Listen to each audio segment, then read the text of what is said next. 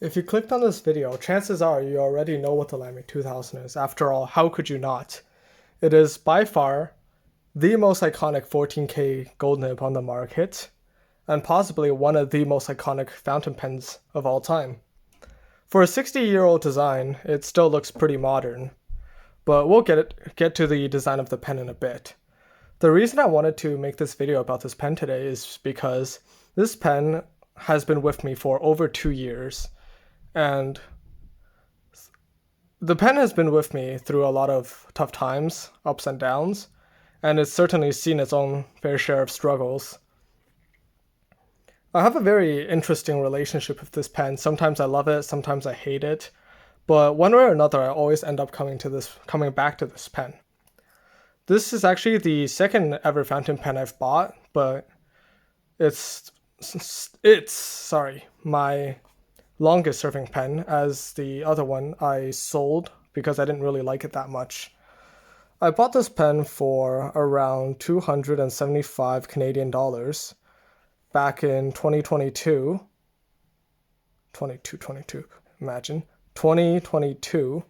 which was a lot back then, because in a lot of the other in-person markets you can get them for 250 to 260. 275 doesn't seem like that big of a difference until you factor in taxes and realize that 275 turns into $310. That is certainly a pretty big difference. Unfortunately, with the way that inflation is going, the 310 and 275 are now the new prices for the Lamy 2000. This is unfortunately the lower end now, although with countries' differences, it might be cheaper in your country. All of these numbers are based off of Canadian dollars. Anyways, let's get into the design of the Lamy 2000. So normally I don't really like snap caps, but the Lamy 2000 is different. Unlike pretty much every single snap cap out there, the Lamy 2000 uses this very interesting, quite literally, snapping system where you see these, if I can get this to focus, these little bunny ears on either side. It clips onto this metal ring in the cap, if you can see it right here. So when you push it in, you can hear a snap. The reason I like this is because I have an irrational fear of one day my snap cap just doesn't snap anymore. But with the Lamy 2000, I don't have to worry about that because this entire pen can be disassembled. Aside from the piston, I think, which requires some work, I'm not too sure. So I'm gonna disassemble it for you right now. So obviously there's the cap, the body, this little metal bit, which is responsible for the snapping. You can see this little room here for tension, so it comes together a little bit when the cap goes on. And then we have, of course, a nib unit. Oh, there's some ink I haven't cleaned off yet. Whoops. Yeah, so there's the nib unit here, which is still very much covered in ink, my bad. And the hood of the nib, which I do have to say, this nib, like, it is hooded, I guess, but at the same time, it's a pretty small nib, so not much of the hood actually goes into protecting the nib. I'd still say around 60-70% of the around 60% of the body is still out there. So I wouldn't try to drop it and fling it around. Although I do have to say I have dropped it several times in the 2 years I've had it, and obviously you can see it's still in one piece. So the durability, it's good enough, but it's not exceptional. It's not this bulletproof pen that some people would like you to believe. But then again, it's not meant to be completely bulletproof. I will talk about bulletproof pens in the future and what I would bring. But for now, I do want to bring you to the attention to some of the other models of the vanishing point, because if I can find it, they have a pretty big issue here. Let me see if I can get the focus. I don't know if you can quite see. There's a crack in the hooded area right here. Maybe it'd be easier if I take the body off.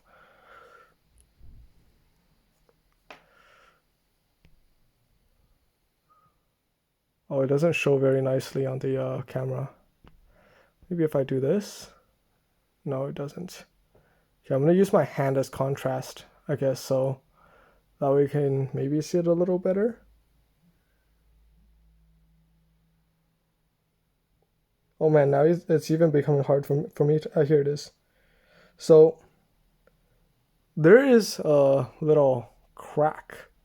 I don't know if you can see it. I should be cracking it, but I hope you can see the little crack right here. There we go. There's a little crack in the body of the pen itself. This apparently is actually semi-common with the Lamy 2000.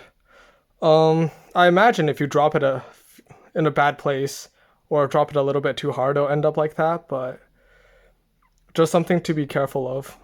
And a reminder that this is in fact not an invincible pen. I actually got 2 of these Lamy 2000s recently from a seller on Facebook Marketplace. $240 for both. So I'm not too mad about getting one that's a little bit damaged. I'm pretty sure that crack is definitely going to mess with the seal of the pen itself. But I'm also planning on sending this back to Lamy to have them fix it over time. So maybe one day I'll even have a re-review of the pen if Lamy does, if I do send it to Lamy for them to fix it. So let's get some comparisons. So one of the most common pens the Lamy 2000 gets compared to is the Pilot Vanishing Point, which I will grab right now. I put these pens a little bit too far, so now I have to get up and grab them, so my bad. Sorry about this. Sorry about the shaky camera. All right, there we go. So there's a specific style of pen that I really like. If you can't tell what it is, well, I'm sorry. So you can see next to the Faber-Castell Emotion and the Kaweco, the Pilot Vanishing Point. Goodness. It's roughly about the same size. Now if I post it,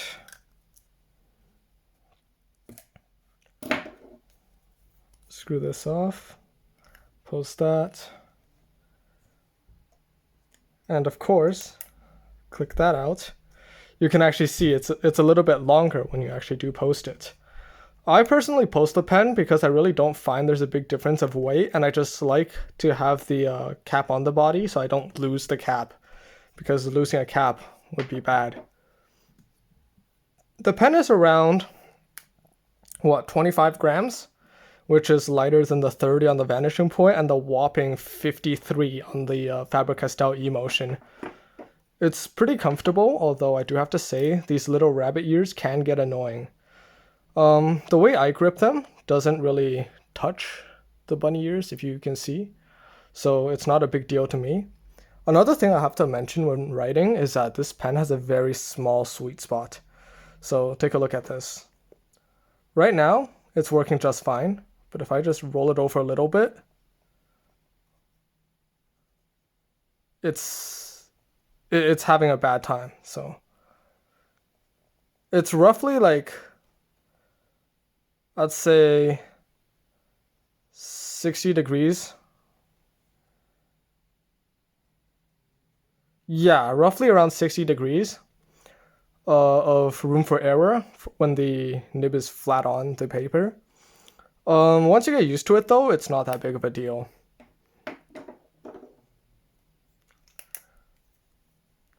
Same thing with, so let's take a look at the vanishing point. Oh, come on, right, there we go. So once you get, the vanishing point actually goes a little bit further, although you can see it starts to struggle a little bit too. But you can definitely see that it's able to write at a way bigger angle than the 2000. Probably not the best example since the vanishing point has a smaller nib. Maybe I should get one of the bigger nib pens. Anyways, let's get into a small writing sample.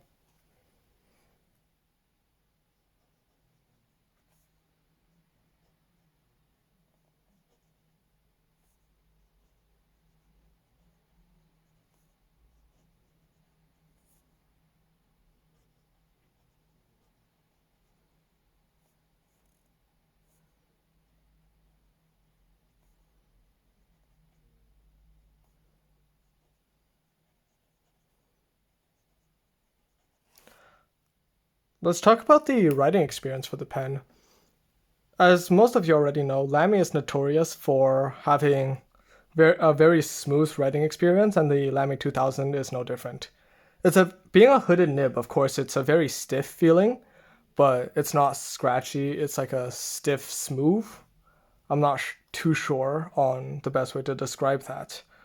One thing that you've probably heard with regards to Lamy products is sometimes the extra fines can be thicker than the fines itself.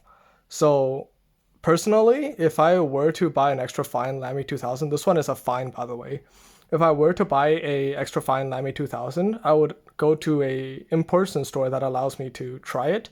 That way I don't end up screwing up on Lamy's quality control. These pens do offer replacement nibs, as I've had to find out the hard way when I may or may not have bent one of my nibs. But the replacement nibs are a whopping $170, which is a lot of money for such a small nib. So do be careful with the nib.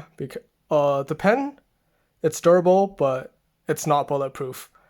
Do not try to throw this across a parking lot because it will break. I say again, do not try to break the pen because if you're trying to break it, chances are it's going to break. This is one of the most iconic pens. Maybe you have it, maybe you don't. Would I recommend it? It depends on the person, honestly. If you like these minimalist designs like I do, and you like a piston filler, and you don't mind a pen that can take a few falls, although it's not invincible, I'd say go for it. Especially with the prices constantly going up, I'd probably keep my eyes on the prices, so that way when you blink, it doesn't turn into $350 for the Lamy 2000, which sounds absurd, but keep in mind, you can get these for like $150 US back in the day, so yeah. I would not recommend this pen if you are always outside, traveling around, the pen's banging around in your pockets. Speaking of outside, one thing I do notice with this pen that no one seems to talk about is condensation.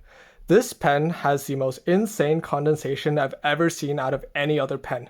I can bring this pen outside for about 20-30 minutes. I come back, and the first few strokes will almost be completely water. There will be almost no pigment. Maybe it's the ink I'm using, but regardless if it's hot or if it's cold, it's pretty much the same result. If I bring this outside when it's like 30 degrees Celsius out versus negative 30 Celsius out, after a certain amount of time, the first few strokes will be almost completely water. So that is something to keep in mind. I've never had a problem with my vanishing point doing the same thing, but or any other pen for that matter, but specifically the Lamy 2000 has the worst case of it, and it really annoyed me for a long time. But now that it's relegated to more desk duties, I haven't really had a problem with it, and I've grown to like the pen a lot more. So ultimately, the decision is up to you if you want this pen or not. It is a good pen. It's some of the people give it too much credit, some of the people give it too little credit, but I would put this at a above like higher than above average. It's a great pen. It is a great pen. Is it if I only had one pen, would this be the pen? No, but it's a very great pen and I think you should consider it. If you have any other pens you want to see me make a video on, please let me know and I'll try my best. That is all for today and I wish you a happy weekend.